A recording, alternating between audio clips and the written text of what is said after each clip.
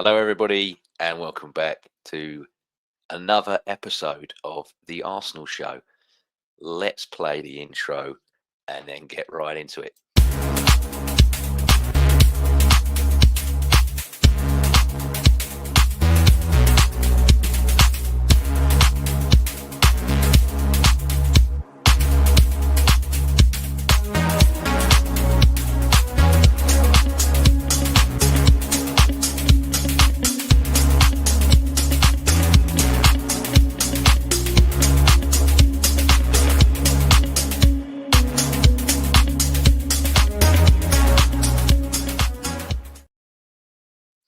Hello, everybody, and welcome back to another edition of the Arsenal Show. And as you can see, just on time, right when we need him. Wow.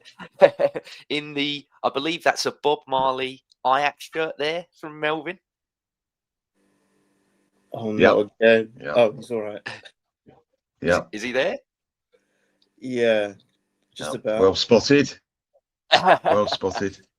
Yeah, everything's going to be all right. So, yeah, just right on time as we go live. I love it. Thanks, Melvyn. Are you doing all right? I'm all good. Yourself? Good. Morning, Neil. Morning, Melvyn. Yeah, and as you can see, we got Yeah, Neil fine, here as thanks. well. One thing, I think I know Oh, no. what problem on the switch now. Sorry, Melvyn. He's gonna have to restart, James. Yeah, I think you're having the problems with the internet again, Melvyn. While you Oh do dear.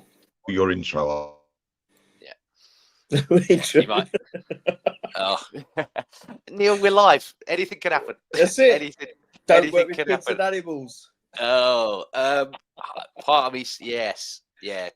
If Melvyn, if you could hear us, see us, or anything, in the classic IT format for someone that works in facilities and IT, just turn it off and turn it on again. It's the classic. That's the classic that I can give. And one sec, hopefully. Always coming back. Hey, that seems much better already. yeah, it's a shame I bought this thing, and it's good for listening, but for me, but not when I do the video. And then running. Let's go. Let's go.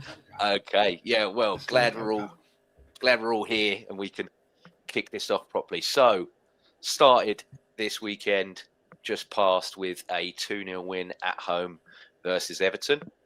Completely flipped the starting lineup in this game from the draw with Leverkusen. Obviously, Calafiori come in and Madwecki come in and Havertz come in over Hincapié, Martinelli and Gyökeres. Neil, I know that you don't like lineup questions, so I'll go to Melvyn. Melvyn, those three changes for you, was that okay for you? Were you all right with them changes, or would you have preferred those players to start?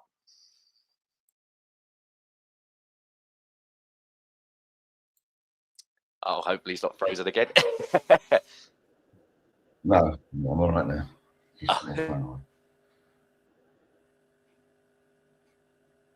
Did you miss the question, Melvyn? Well, about the lineup, what I thought about the lineup. Yeah. I'm frozen again. What's going on there? Right. Melvyn, Just asking about the lineup. Melvyn, try it with your camera off. My camera off. Yeah, try it with the camera off. Right.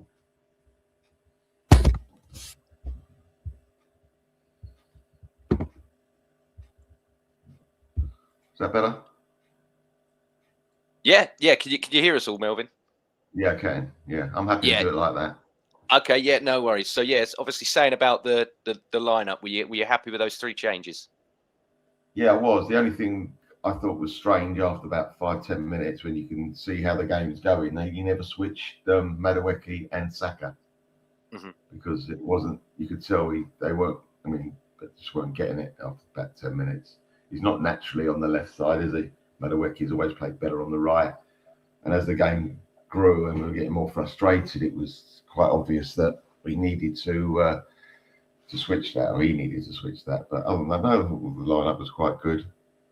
I thought, during the game, I wanted things to change, but as the lineup was, I was a little bit again with the old, going to be in my bonnet about this, Zubimendi. I thought that, we needed to attack Everton and to have two tight holding players in Rice and Zubimendi at home to Everton when I didn't think was needed. Having said that, we were lucky to go in 0-0 half time. Yeah. No, I totally agree. And I thought we started this game well, playing quite a good bit of football. And we had the moment quite early with Calafiori, who cracked the ball straight over the bar, sadly. But the build-up and the move was well played and executed by Eze and Zubimendi there especially. And then, as always, Arsenal, after this early flurry and not being able to convert our chances, we really start to rue these missed chances. And it sort of breathed a bit of life into Everton. And then Everton had their chance. It come from the right-hand side initially from a good bit of work from Mikalenko at left back into Ndiaye, Timber on top of a muscular problem that he sort of got early in the game. He then got like sort of a whack, which seemingly took him out of the game. He ended up getting subbed there, which we sort of all predicted. We did say, don't really think we need to play Timber today. He might pick something, he's due a muscular injury or an injury. And we were right there. But Ndiaye carries on, Neil, and he hits a cross that doesn't fully connect with the punch, and it falls to Dwight McNeil. And then Calafiori is one of the changes, but this block, that Calafiori makes, the kind of flexible scorpion kick style clearance, gave old Rennie Higuita a bit of a run for his money, didn't it? With the scorpion kick. Yeah. Oh God, that was unreal, wasn't it? I'll never forget that moment. I don't know if you remember it. I'm sure you remember it. It's unbelievable. It was just. Oh God, I'm about to sneeze. This is all going wrong, isn't it? What time to start getting a hay fever attack? Oh, my apologies. Right, I should be okay. We're live, Neil. We're live. We're rolling. We are. Oh dear. Apologies, everyone.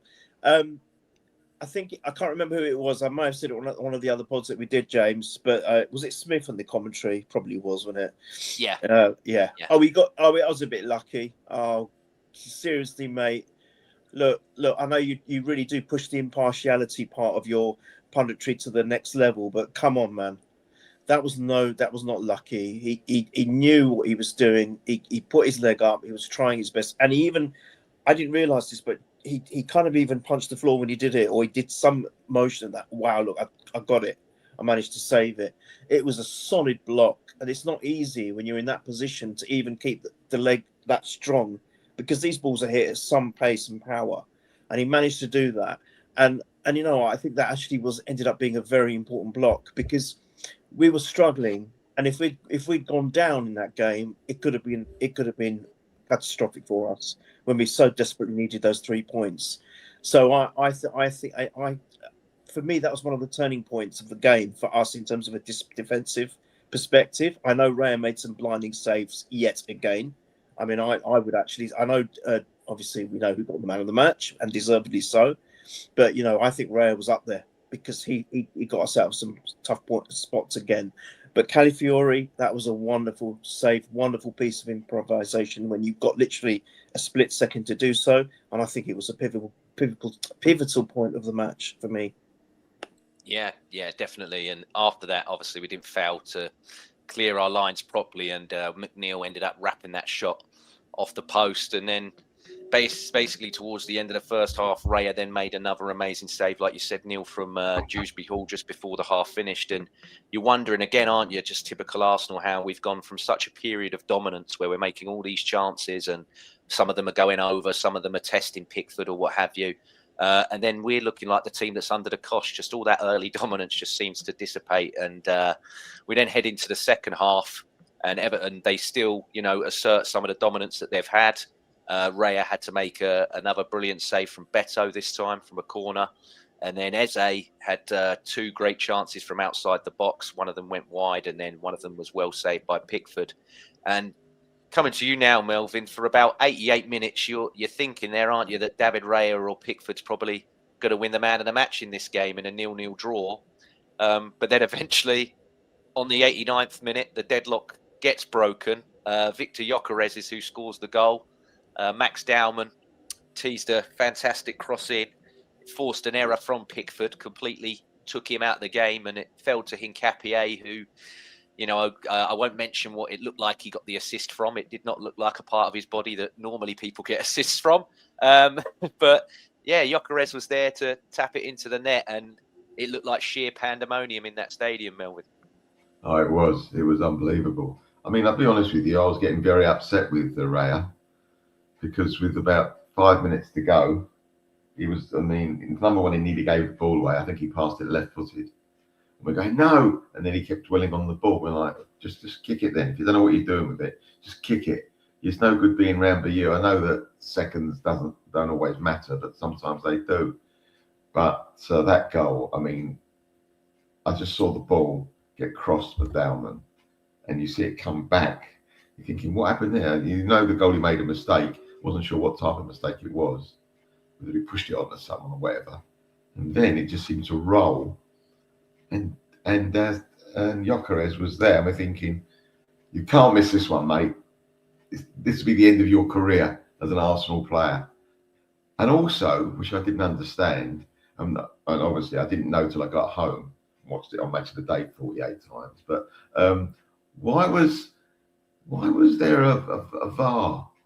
And if there was a VAR, why did it take so long? I think it was about they were worrying about Hincapié's handball. It's got a funny place to have a hand, but anyway, they're thinking it might be a handball. Well, if it's handball, it's nowhere near his hand, is it? It was it could be, Melvyn. It's that long that it reaches where his arms are. Right. That's why they probably had to get the lines out. They had to measure it potentially. They just want to measure something, but I don't understand why it took so long. It wasn't contained. It was like, no, well, it didn't hit his hand. So what are they looking for next? Is it Arteta standing outside the box, the manager's box, to disallow it then? But I mean, it went mental. It went absolutely mental. Like everything else, it took a little bit away, because then we had to think, hold on, VAR. But then you've got the old, I've been there before. We've all been there before. It's only 5 minutes to go. Can we hold on? And the rest is history, as we say. Yeah. And Neil, obviously talking about the first goal there, and just right after it, Martinelli had another great chance from outside the box as well that Pickford saved. But yeah, Everton marching up the pitch on the 97th minute. They end up winning a corner. I know all of us in the group chat, me and you especially, were like, oh, are we going to get done? Is this going to be, they're going to give it, Arsenal have just been Arsenaled again and from a corner kick. But no, Victor Gyökeres rises up, bang, get that away from my box. Don't want it anywhere near me. Martinelli, bang, flicks that away as well. And it falls to a young Max Dowman again. And he produces what can only be defined as a career-defining solo run from his own half. Martinelli, like we mentioned, cuts off the left-back who probably was going to get there in the foot race, but he cut across so the boy could score.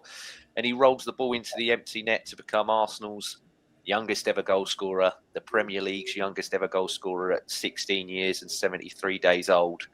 And we were all watching at home, and obviously Melvyn was there, but I thought the first goal was pandemonium, but that looked like even more. I don't know what the next up from pandemonium is, but it certainly looked like it after that second one. I know what you're going to say, Neil, because we've spoken about this 2 or 3 times already. But yeah, what did you make of the goal again?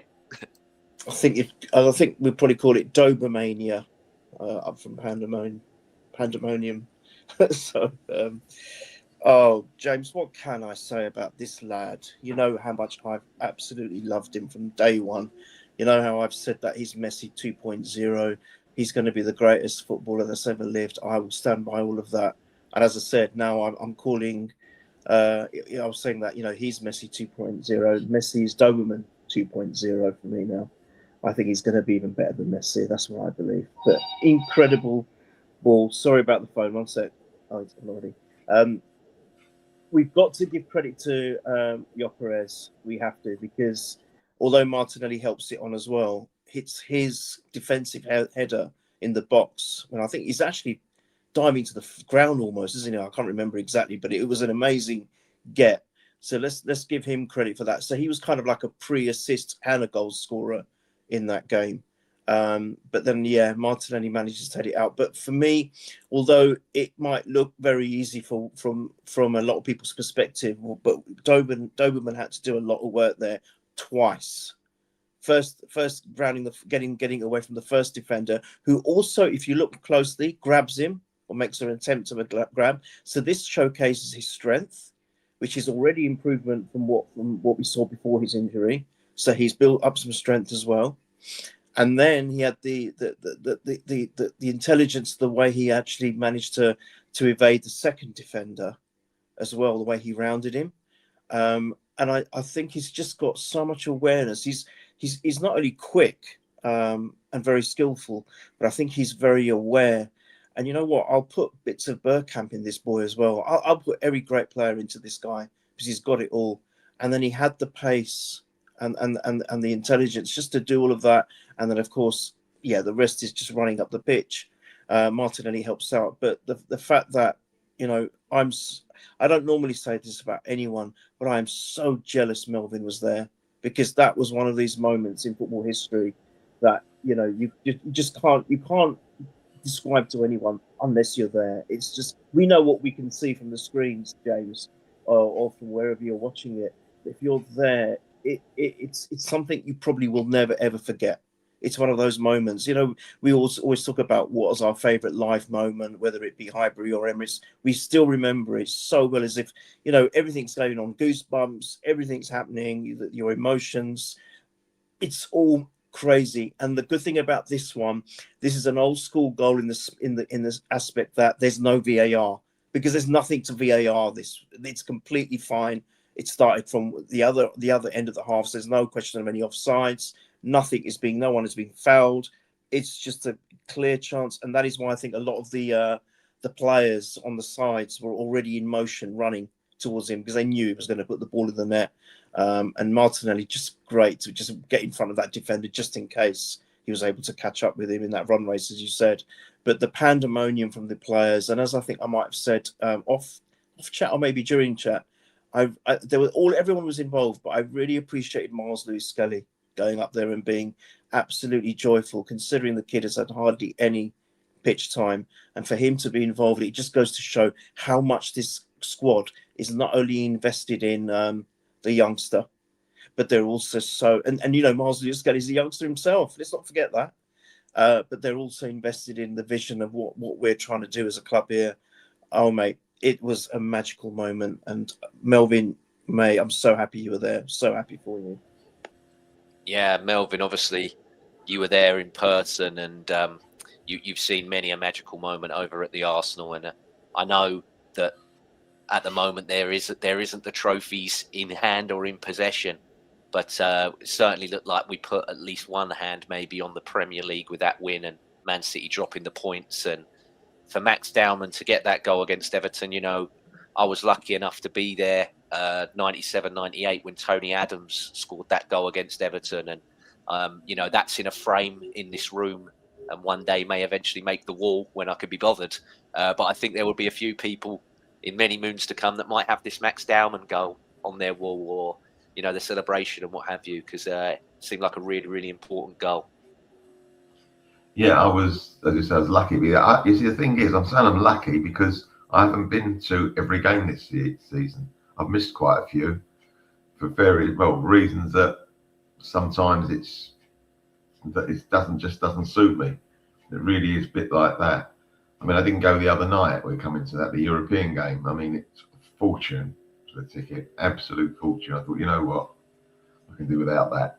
But I had everything the game before against Everton. I mean, that goal, once he broke, I don't agree with you, James. I don't think the left back was going to catch him. I know what Martinelli done was very clever thinking. but I don't think he would have caught him. I wasn't worried about that at all. But even if he did catch him up, he'd have gone round it 4 times and put it in the net anyway. So don't worry about that.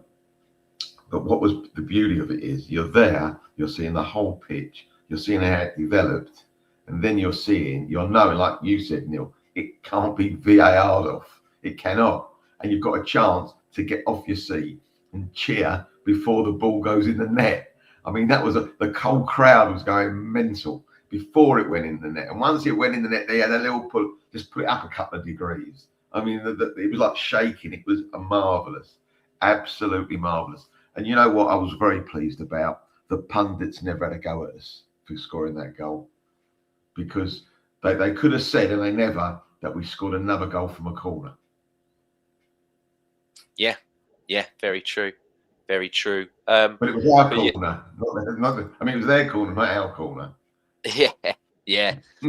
Yeah, no, it's funny, isn't it, that they talk about how boring it is, how we are scoring from set pieces, but they'll never praise the defending from them. Like Neil, you mentioned there with Gyökeres, and then even Martinelli's headers out and everything else like that. You know, they're not quick enough to praise how we defend them, which, again, this season, sometimes the defensive setup from the set pieces hasn't been as good. But can I just say one thing? Sorry. Yeah, please. Yeah. No, go. Sorry. I think, I don't know whether we should give praise or not, or we never thought about it. I've got to praise Pickford for not taking out Martinelli. He could have done, knowing that we'd probably score. I know the game looked like it might be won anyway, but he might have taken one, got a yellow card, and then they might have had one more chance, Everton. So we've got to thank Pickford, because a lot of players, would take Martinelli out when the ball's in the air, swirling around. So I think a little bit of a thumbs up to him for that. Yeah.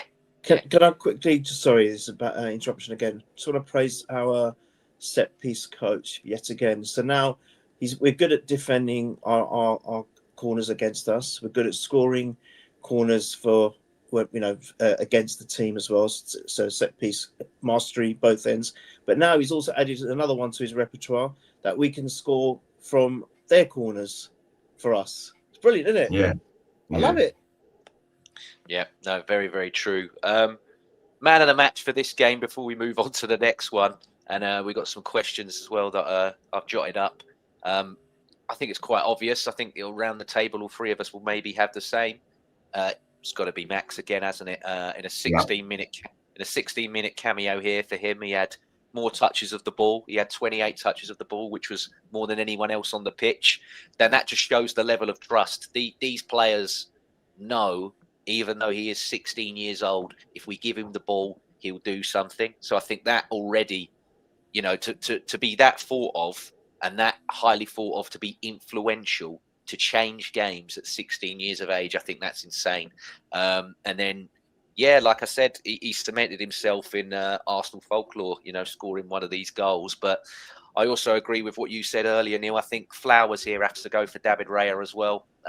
First goalkeeper in Europe's top 5 leagues to keep 20 clean sheets, 15 of them being in the Premier League, which is the toughest league in the world. I know that all of our teams embarrassed us in Europe this season, but all the Italian teams were gone as well. So, and I don't see anyone slagging off the Italian league. No.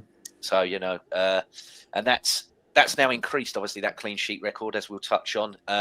Martinelli and Gyökeres as well for me. I thought did really well when they come on. Hincapié, I thought had another brilliant cameo as well. And I'll also say I thought William Saliba, I know I've been high on praise of Gabriel this season, rightfully so, but I thought Saliba was sublime against Everton here today. Gabriel in this game, obviously very, very assured as always, but I thought Saliba just stepped up for me, his level. I thought he looked like the Saliba that we saw when it was the black and gold kit, when we were just like, this guy, that was when the Rolls Royce comparison started. And I was like, you have come back to what your usual self. He looked like he loved the physical challenge. He was silky on the ball. Some of the times when he was bringing the ball out from the back even and starting attacks, I was just like, this is an all-round sublime footballer. So, I was really, really, really happy with him. But I'll go to you first with a question here on this game, Neil. Max Dowman, now become our youngest goal scorer in the history of the Premier League and the history of the club. We saw flashes of brilliance of him since pre-season, and most Arsenal fans said he was the best player for Arsenal in the whole of the pre-season, along with Noni Madueke as well. Now he's had this potentially title-defining moment against Everton. Do you think this has cemented his takeover already in the squad, or do we need to temper our expectations as fans and our expectations on him as a player to avoid burning him out? Look, there is always a risk of burnout with any player. It can happen with we've been talking about it, and we've been concerned about some of our senior players, Timber, Rice, Subamendi, etc. So that's not out of the question. There is no harm about talking about it. And then, of course, we've had experiences, for example, notably Theo Walcott. I think we put a ton of expectations on him, touting him as the next Henry, going to the World Cup even without the manager even seeing him play, all of this stuff, and I don't think that helped him. So when you look at it from a pragmatic point of view, I think yes, we still need to be careful. He is only 16. We've got to ensure that he is molded into this role, which is going to be massively impactful, not just for Arsenal, but I think for football in terms of how I think the impact he's going to make is going to be worldwide, not just for our club. This is what I'm saying. So we've got to be careful. However, I'll then look at the other side of the coin, and I just look at how he is and how grown up he is.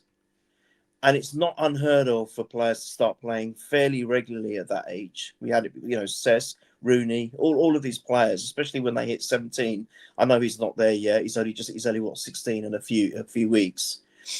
But I then sometimes think that if the guy is ready, and actually he's doing more in a few minutes than most of our attack do in the whole games, and we're at a crunch time in the season where we're going for 4 trophies, but obviously the Premiership still for me is probably the most important one.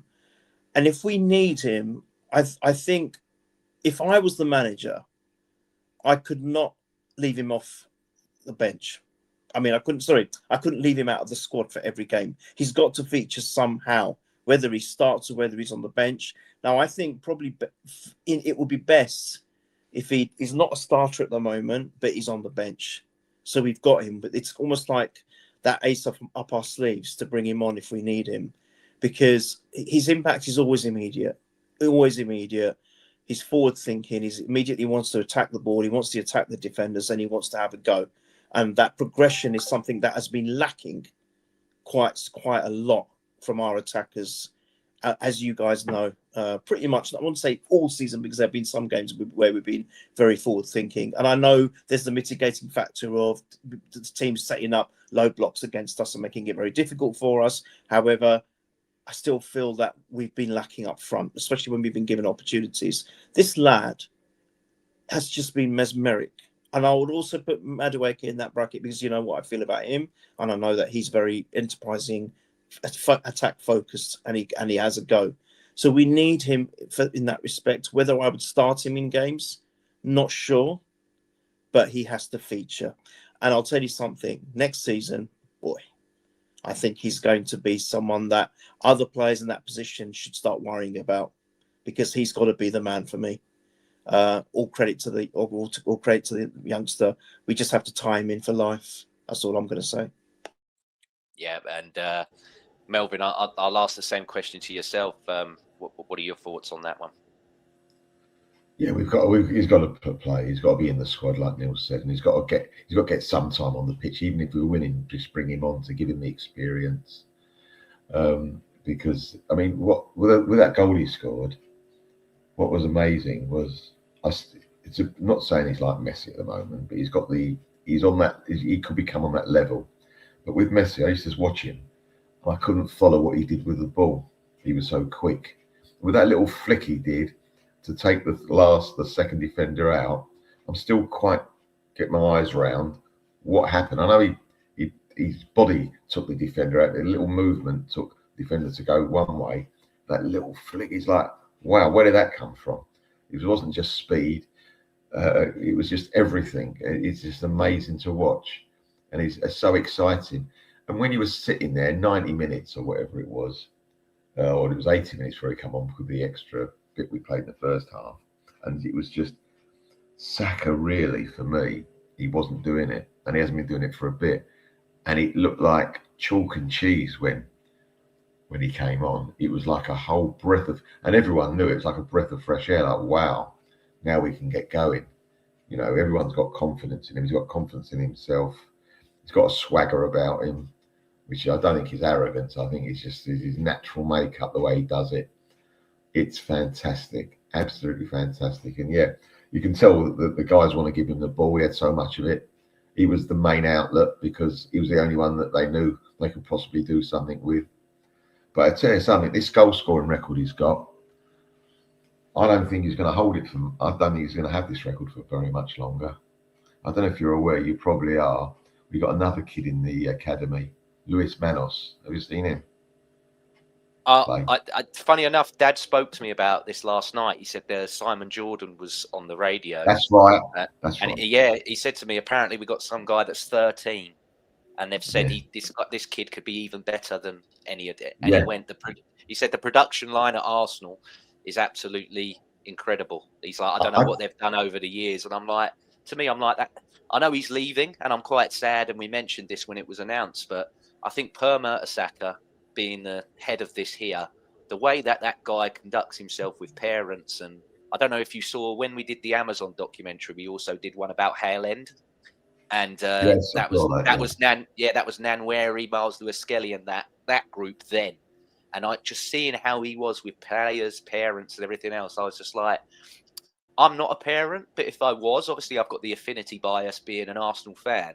But I'm like, if I had to go somewhere and talk to someone to trust them with my child, you know, and bring, I'm like, Per Mertesacker would convince, you know, I think that guy, you know, the classic line, isn't it? He could sell snow to Eskimos. He's you know, he's one of them. He's that convincing.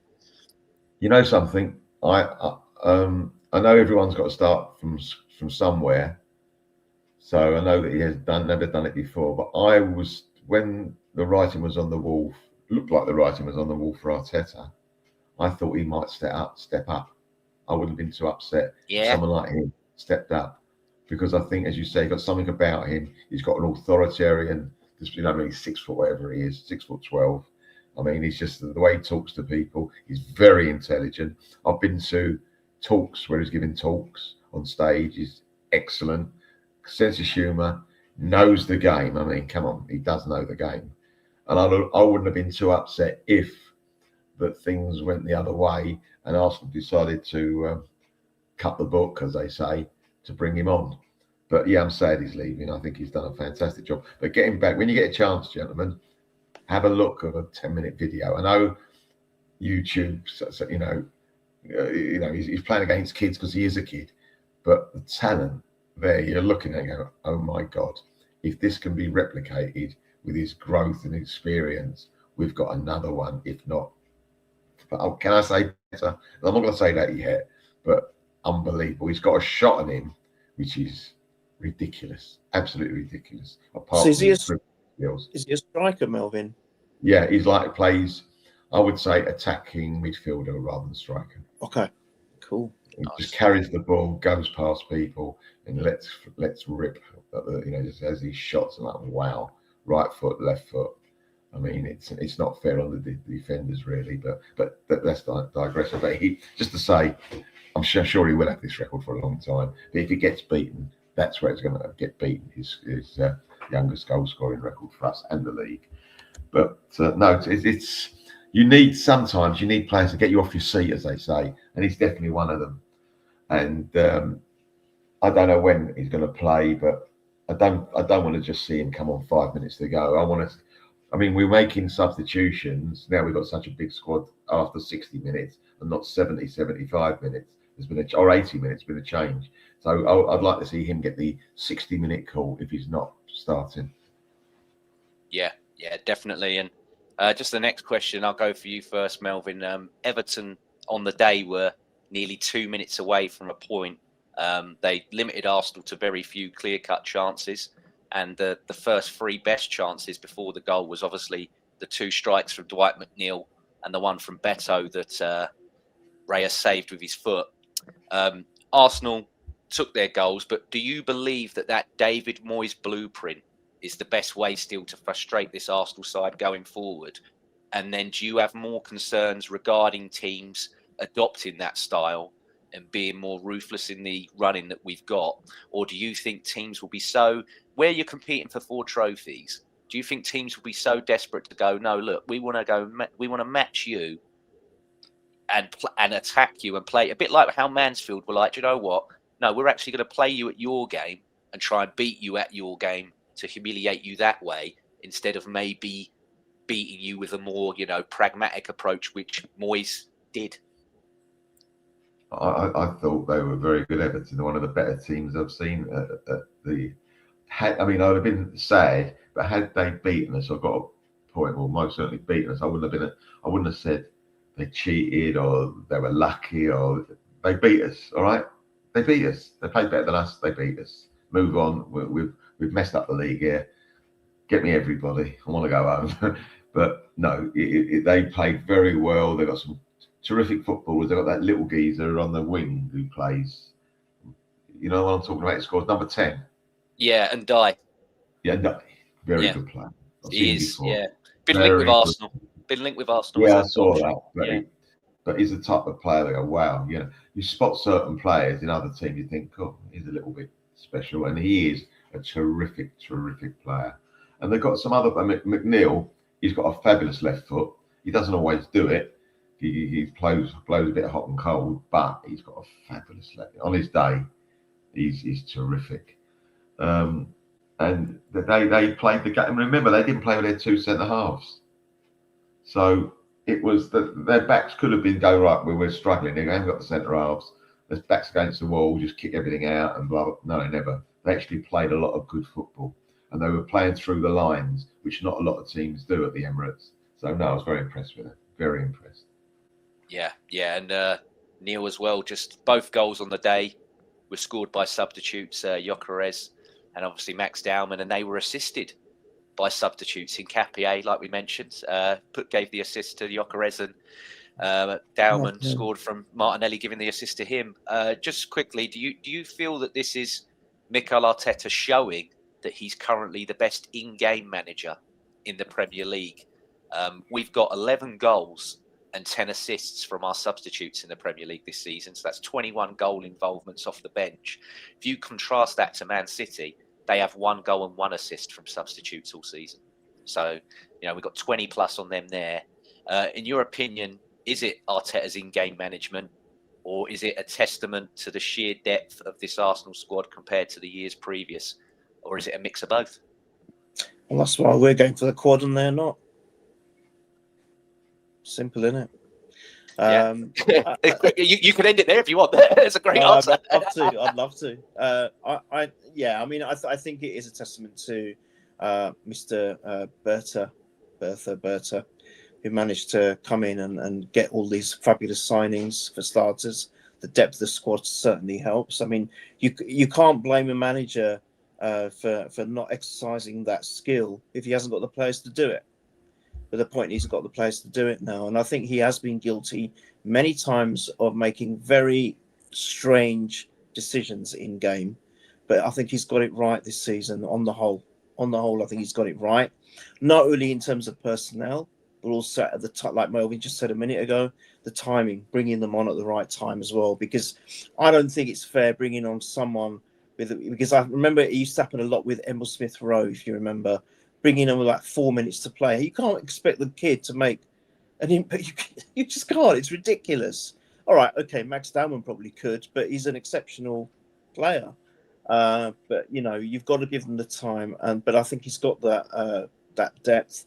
But yeah, it also takes a certain amount of prowess to be able to do the right thing. And it's just fallen perfectly for him this season. Every time he seems to make the substitution or the substitutions, it seems to be, going in our favour in a very positive manner. So, yeah, I think it's a bit of both. But let's not talk about the cheats. I want to talk about them. Yeah, no, spot on. And yeah, just moving quickly on, we had our next game against Bayern Leverkusen, and we come into that with the change lineup of Ben White in for Timber because of the injury, and then Hincapié back at left back, and Trossard and Gyökeres added into the attack. And again, this game, I thought Arsenal started really well.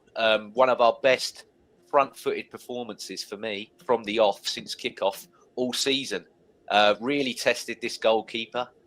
He had to make an absolutely barrage of saves. Trossard had about 3 himself, which he could have scored. Declan Rice hit a tremendous free kick at him. And you're looking and thinking, this is going to be one of those days again, isn't it, where we absolutely pepper a goalkeeper and then they have one chance and they score it. But then all of a sudden, cometh the moment, cometh Eberechi Eze. I'll go to you, Melvyn, first for this one.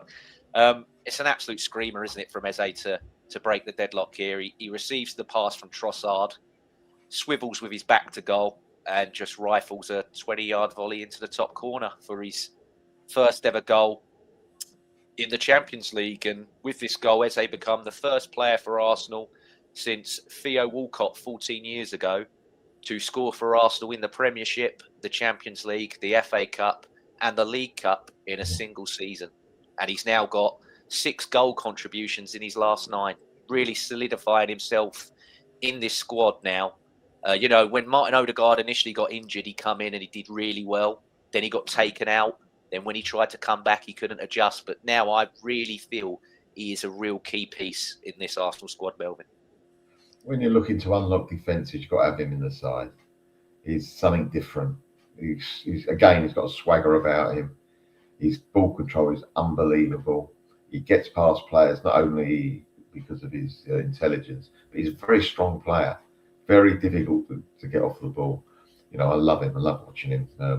And he's had a bit of an up and down season, let's face it, because there were a couple of games where it just didn't happen for him.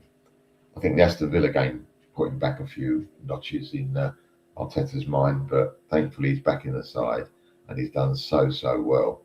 I mean, that goal, it wasn't just a flick from Trossard, it was about 3 or 4 quick passes. I think it was a header, a flick, another flick, and then he turned. It was like a ballet dancer, wasn't he? A ballet dancer, but with very thick thighs, as they say, which you don't see on ballet dancers. He swiveled, and it was like, oh my God! It was one of those where you see him kick the ball, and you cannot follow the ball. All you're hoping for in that split second, you want to see the net move.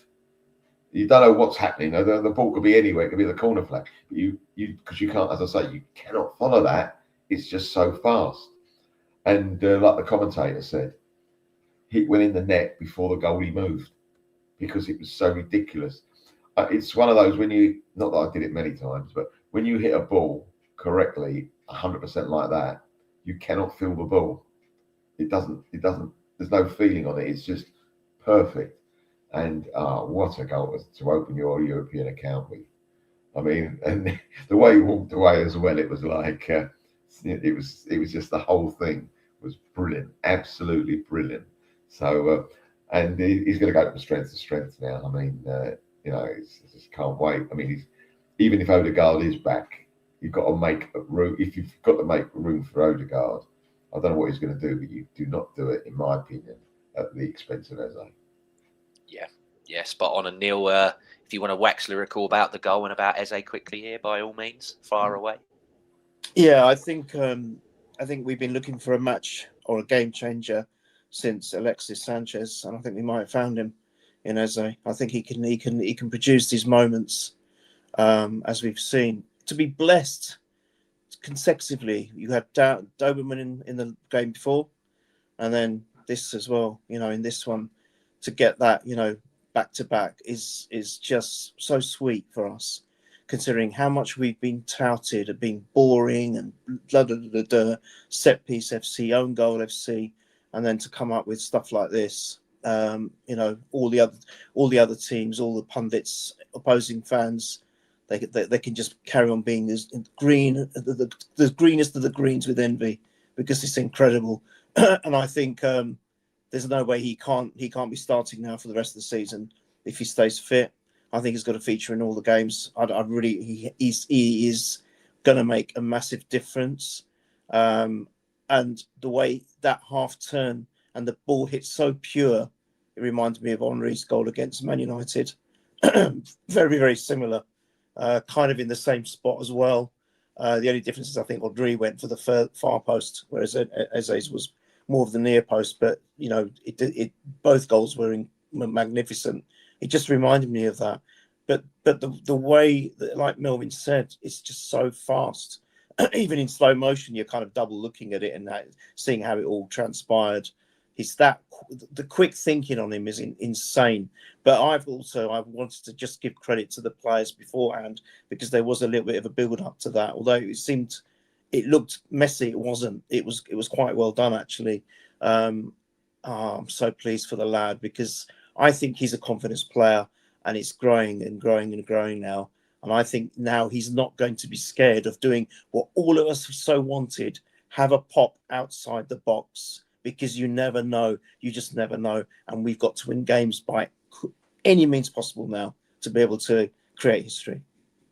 Yeah, no, you're spot on there. And even in the game before against Everton, he had the most shots outside the box from a player in the Premier League. So for this season anyway. So yeah, that's a great point that you've made there. Second half, I thought Arsenal still continued to play really well. Trossard had another chance that just went wide. And Gyökeres had a moment where he showed Gyökeres the footballer, not just the goal scorer, where he made a really good busting run, slid the ball into Hincapié, and if the defender didn't stop it, it was a tap-in, so he would have had a goal there. But yeah, Melvyn, I'll come back to you again for this one. Arsenal finally get the cushion, and Declan Rice makes it 2-0. He pounces on a loose clearance from Bayern Leverkusen, drives forward, and then just arrows a low clinical strike into the bottom corner. 8 of Declan Rice's 21 goals for Arsenal since he signed have come outside the box. 3 of them have been in the Champions League. And again, it just shows for me how much he thrives on the big stages since signing for this club. I mean, in the Champions League knockouts already, he got an assist away at PSV. He got a goal at home to PSV, had the 2 free kicks against Madrid. And now in a knockout game in this season's Champions League, he's got this goal against Bayern Leverkusen. And I don't like making the comparison, Melvyn, so you can shut me down if I've gone too quick. But the way he controlled that run and then finished like that, I said to my dad, and I went, look, I don't like saying it, Dad, because I'm not a fan of him really that much. But I said, very Steven Gerrard for me. It reminded me a lot of Steven Gerrard. I thought, do you know what? The way that you took that on yourself and then hammered that, well, more placed, like basically snooker-esque shot than a power, which he can do. He's got both in the locker. But yeah, I thought it was very Steven Gerrard-esque. What about you, Melvyn?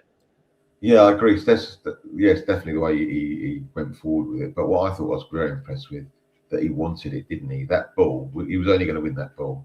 The guy next to him might have thought he wanted it, but he didn't want it as much as Rice. And Rice goes, no, this is mine. And he had one thing on his mind. It opened up. He thought, right, this is what I'm going to do. A fabulous goal. Very few players will score a goal like that. And he got it right. I think it took the paint off the goalpost, didn't it? That shot. It was so, because my wife came in. I shouted when we scored. I said, we scored again. She came in. I said, I don't know if it's hit the post or not. I'm not sure. And I'm still not 100% sure if it did or it didn't. It was so close to it. Doesn't matter, does it? But that's how precise that shot was. No, it was brilliant. The goalie couldn't move.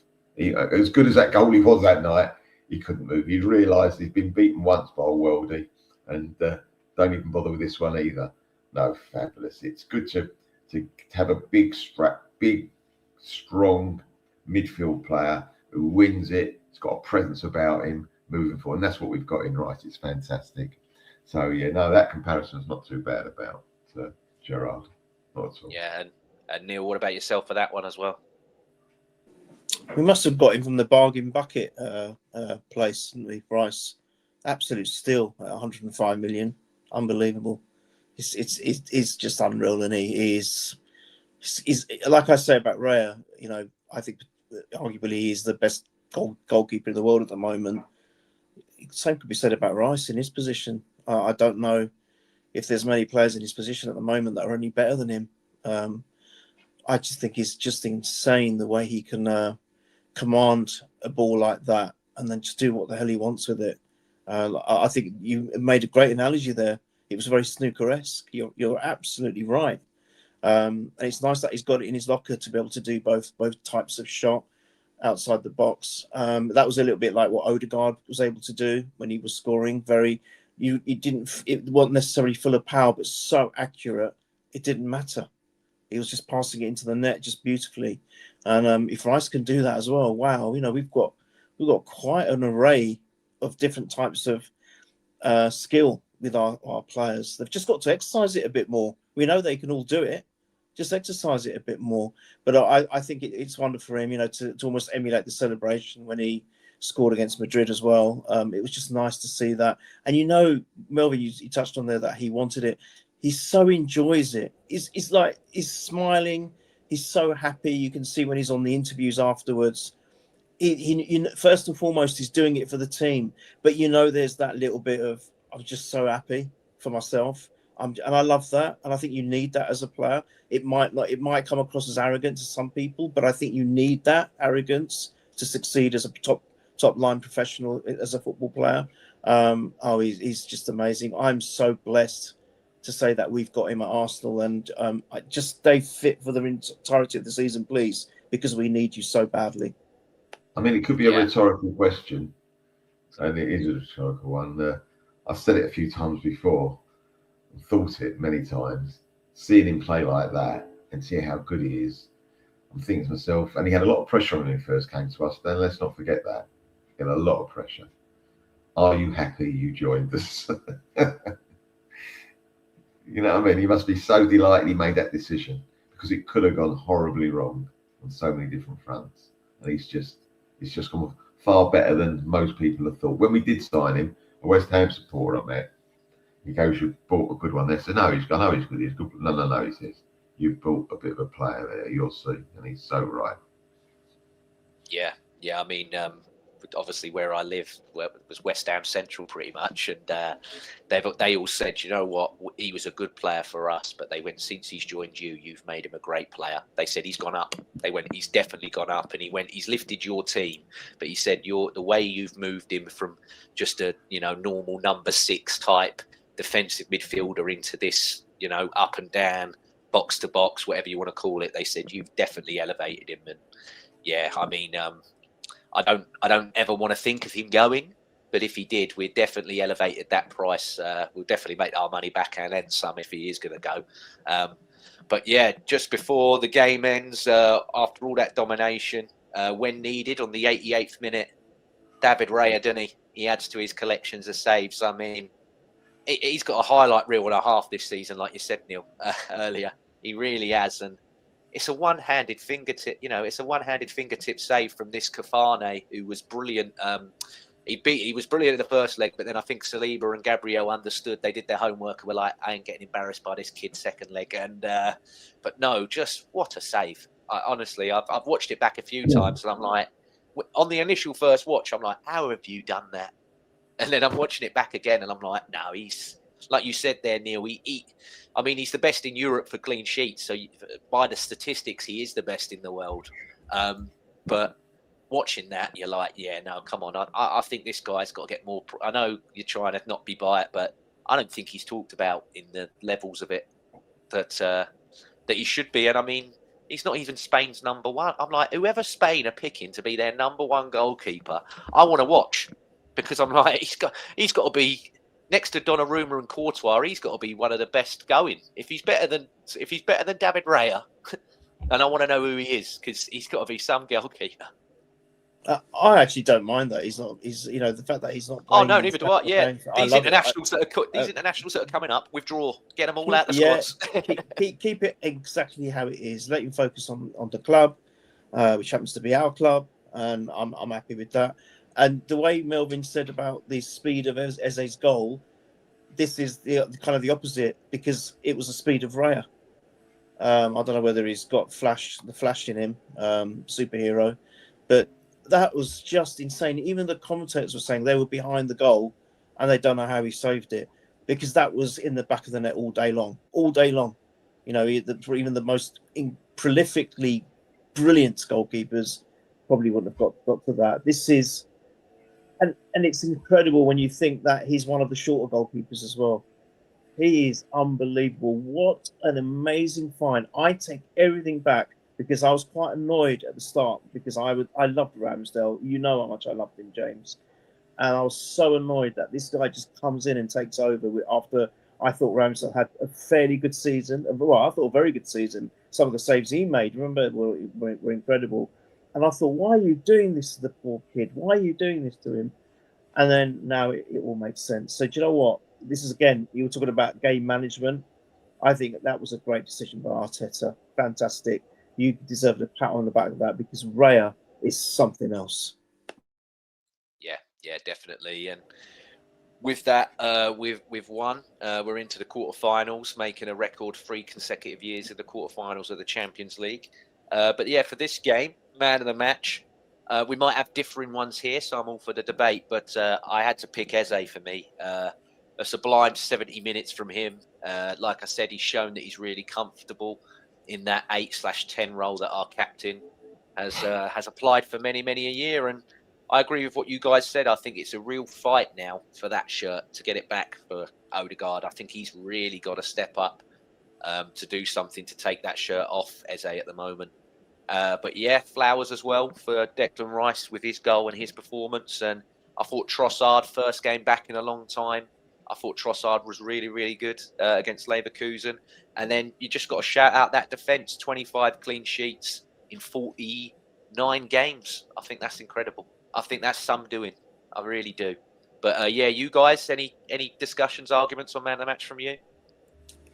For me, very quickly, it's either between Raya and Eze for me.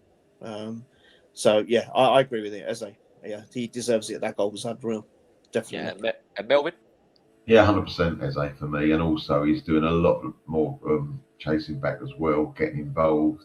The whole game's changed with him. He's a higher level now as a player, I believe, than when he was at Palace. We've made him, we've given him another 10%, or he's given us another 10% from Palace. He's really good, and yeah, he was the difference. Yeah, Raya, fantastic, but for me, Eze.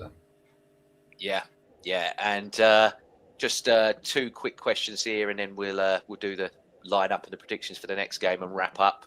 I'll go to you first, Melvyn, because you've obviously seen more of them, and then I'll touch on them for you, Neil. 25 clean sheets in 49 games for this defence, Melvyn. Saliba and Gabriel, are they officially now part of, for you, Arsenal's potentially greatest ever centre-back partnership? You saw McClintock and Simpson, you saw Adams and O'Leary, Adams and Bold, Campbell and Adams, Campbell and Toure.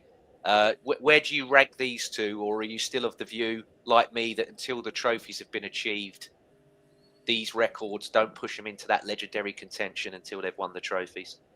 Yeah, I agree. They've got a lot to win something, though it shouldn't make any difference. The performances are the same. They're just, one game or 1 minute or 1 second shouldn't define whether you're the greatest pair of defenders or not. You missed one out. The one I thought was very good, who did a lot for us, was O'Leary and Young, who passed away last year, Willie Young. They were phenomenal. They were the best, I think. They suited each other as a pair more than any other pair I've seen. This pair do, obviously, but it was like Beauty and the Beast, I would call them, the centre halves, with O'Leary and Willie Young. And I don't mean the way they look, I mean the way they play football. I mean, it was fabulous to watch. No, yes, these two are very good. They're up there, but let's win the title first. And I agree with Neil. I think you might do as well, that out of all the titles we may or may not win, the Premiership is the one for me. That is the one. I know we're in 4, but if you even said to me now, you'll take 1, I'll accept the Premiership as the only one. Yeah, no, fair enough. And then Neil, I know you mentioned him a bit earlier, so I'll go to you with this one. Bukayo Saka finished the game against Leverkusen. He had the joint most shots with 5, the joint most created chances with 5.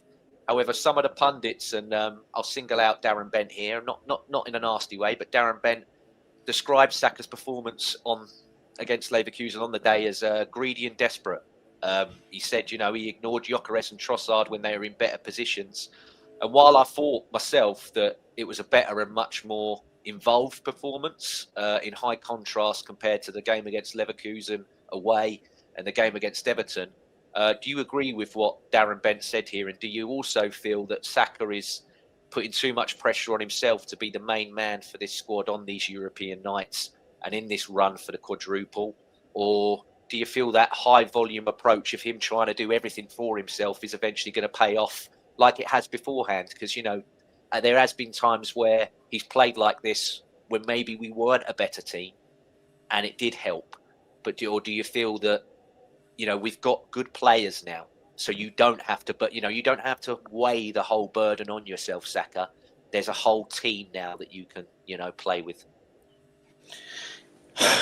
I don't want to get into a Saka kind of. It's fine. Put down, but I because it's been a really positive podcast, and I don't want to bring the mood down. But no, I speak honestly. He's not in the races at all at the moment. He just isn't. He's a shadow of the player he was.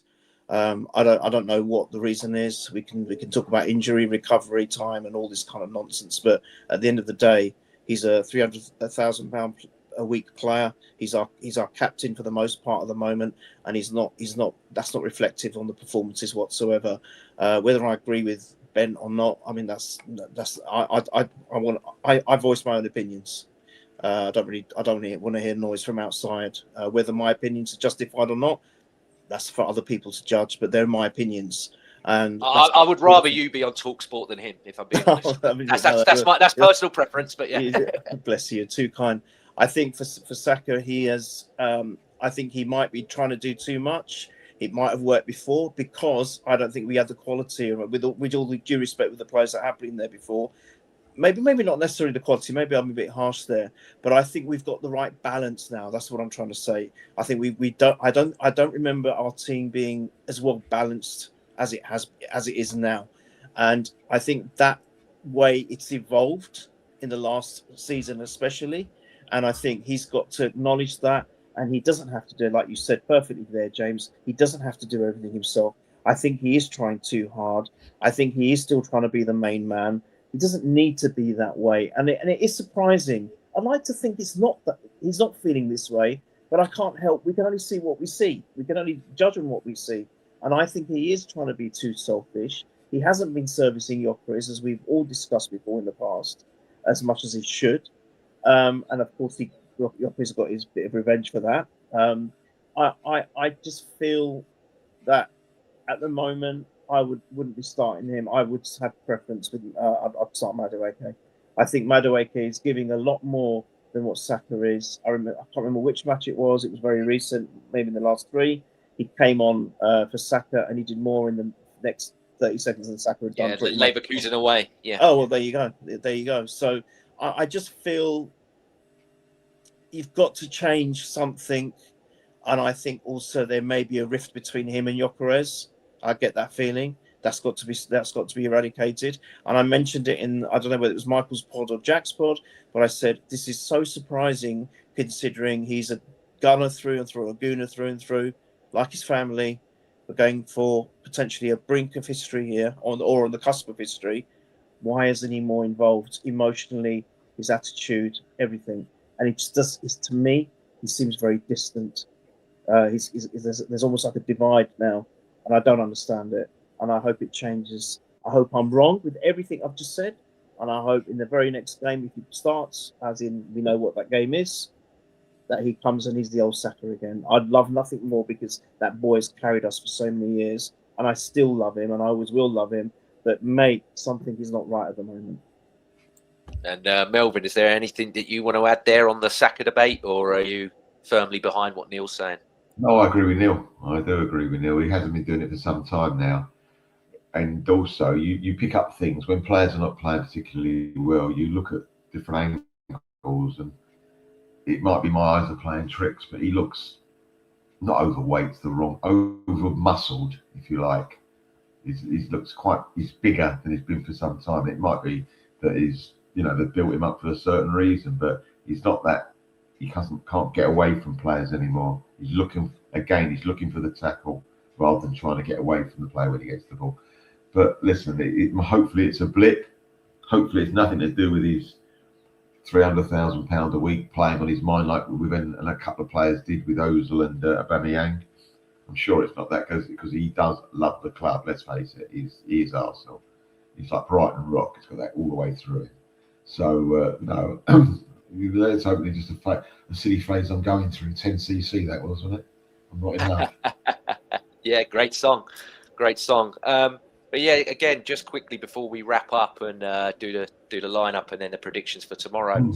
A couple of weeks ago, I had a comment come through, and they spoke about the podcast at length, and they said about the provocative language, some of the sexual innuendos that I've made, and they said to me about finding God, and they went, James, you need to find God, and they said you need to take questions from God, and you need to listen to God. So I took this all on board. And I went online and I found God.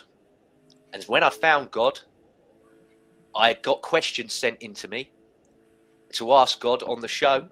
So this comes from Daryl Kaysen. He's aged 6 years old and he's from Winchester. And so I will grab God. Here he is. God is here.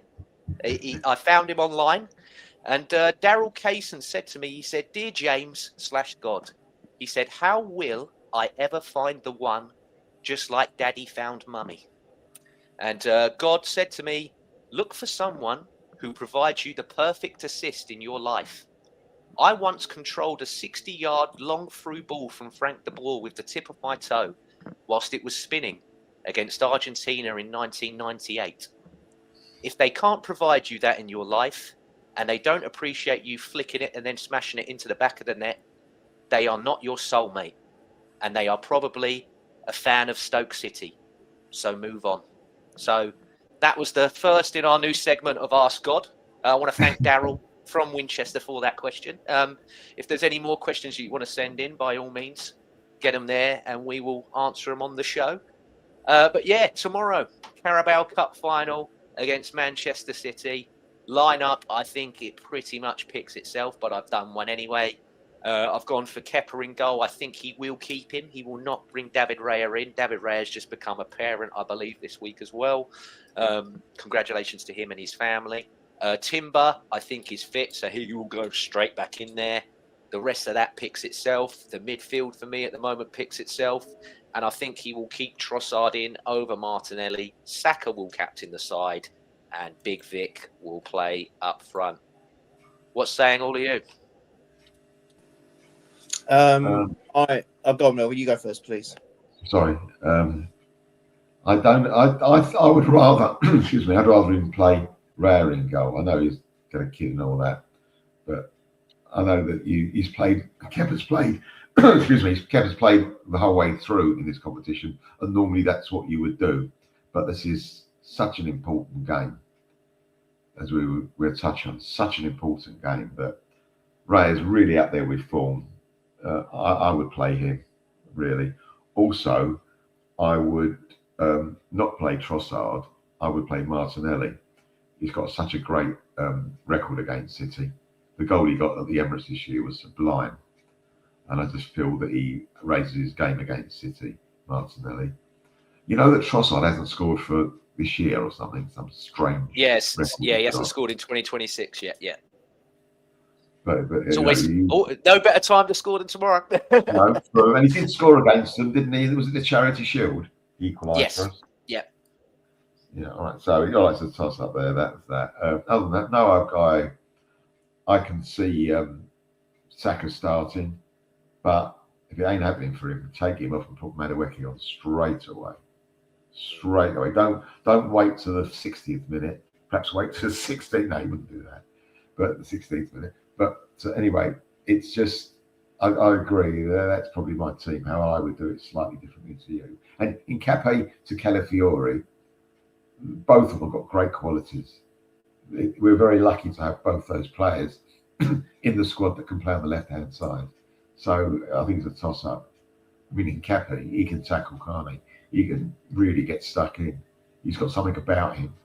He's just, and he seems to be enjoying every minute of playing. So yeah, I suppose I would have him over Calafiori for the minute. All right, then. I'll give you that one. Yeah. And Melvyn, if I had to press you on a prediction for tomorrow, what you thinking of feeling? 2-1. Good man. Good man. Yeah. And Neil, yourself? I'm going with Melvyn. I think I've said it already, and you know this, James. I as much as it would be an injustice on Kepa, I think you got to go. You go for your best, your strongest team, and the informed team. And we have been just this whole podcast waxed lyrical on the saves that Raya has made. We know City can be a potent attacking force. I know they're not the City of old, as everyone keeps reminding us. So obviously, when we do win the league, or when we win the quad and we beat everyone's record, it won't really be real because City weren't at their best. So let's all get that out of the way straight away, shall we? Cheats 115. But I think you've got to go with your best informed players. And as much as Kepa deserves to be there, and don't get me wrong, he does, because we're in the final and he's been throughout the whole tournament, he's been in goal. I just feel this, if it had been any other League Cup final where the context was different, then I would have said Kepa all day long. But I think there is something very different about this League Cup final, because it's not just about the League Cup final in isolation. It's about how it's going to define us for the rest of the next 8 weeks or whatever it is that's left, 8-10 weeks.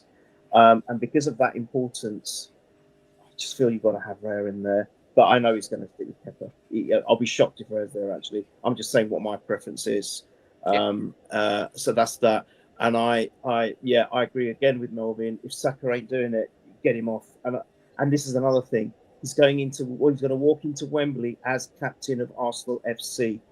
You have to turn up, son. You're the captain of Arsenal FC walking into Wembley. Do you know how prestigious that is? So you make sure you behave, act like a captain, and let your football do the talking as captain. If I don't see that, I want Madueke on there. Sorry, that's the way I see it. As for the rest of the team, yeah, that's fine.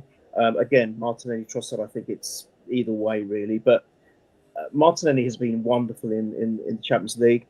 But I think there is a good point there, Melvyn. I think he does do well against City. He loves playing City. So, you know, we've got that as well to consider. But I can't see anything but a 3-1 win. Love it. Love it. I'm going to be the same as Melvyn. I'm going to go for a 2-1. I'm going to go for a 2-1 Arsenal win on the day. But yeah, thank you very much, everybody, for tuning in as always. Thank you both. Just quick. I'm very pleased. I'm so pleased. This, I think we think on the same level, that it was Bergkamp that came up as God, because there is only one God, and it is DB10. It is DB10. DB10. I'm not a religious person, but there is only one God. DB10. Thank you so much, James. No, anytime. Like I said, I had to go and find him online and managed to pick him up. So, you know, like David's been here for a while, but Dennis, you know, Dennis come along. Like I said, that comment, they said I've got to find and take questions for God and listen to God. So that's a new segment on the show now. Ask God. So yeah, if anyone, like I said, if you want to send more questions in, I want to thank Daryl again for all his questions. Great question. But yeah, no, thank you very much, guys. And if people want to find and hear more from you, Melvyn, where can they go? And hopefully they can see you next. Hopefully they can see you next. What I'll do, I'll send you a photograph next week. All about Arsenal. I'm on sometimes. That's that brilliant podcast. This one, obviously, and on Twitter, just Melvyn Marks. Melvyn, the only way is Arsenal Marks. Legend. Thank you very much as always. And Neil, where can people go to quickly find you as well? If they find you, they'll find me. Yeah, good answer. Great answer. All right, well, thank you very much, everybody. Enjoy your Saturday. We're not playing, so go do anything else you want. If you've got to do your shop run before the game tomorrow, get your food and your drink or whatever in, go and do it, but do it responsibly. And yeah, roll on tomorrow. Up the Arsenal. First trophy. First of the quad, isn't it, Neil? First of the quad. Let's go.